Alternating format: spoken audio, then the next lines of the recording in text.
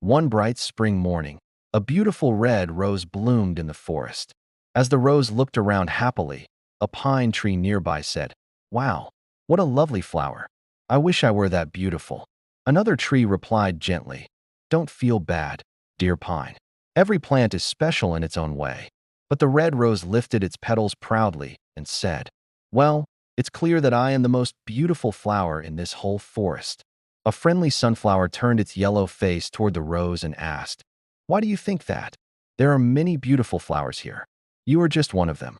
The rose replied, "Everyone looks at me and admires me. That's why."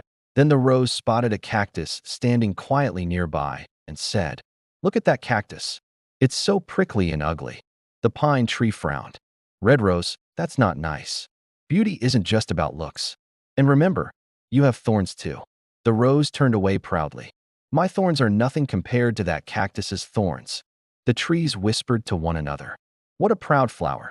Every day, the red rose made sure to complain, "This cactus is useless. Why must I be planted next to it?" But the cactus didn't get angry. Instead, it calmly said, "Every living thing has a purpose. God made us all for a reason." Soon summer arrived, and the hot sun burned above the forest. Rain didn't fall, and the forest became dry and thirsty. The proud red rose began to wilt.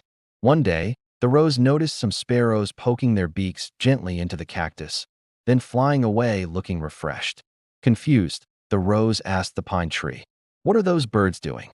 "They're drinking water from the cactus." The pine explained, "Doesn't it hurt the cactus?" The rose asked softly.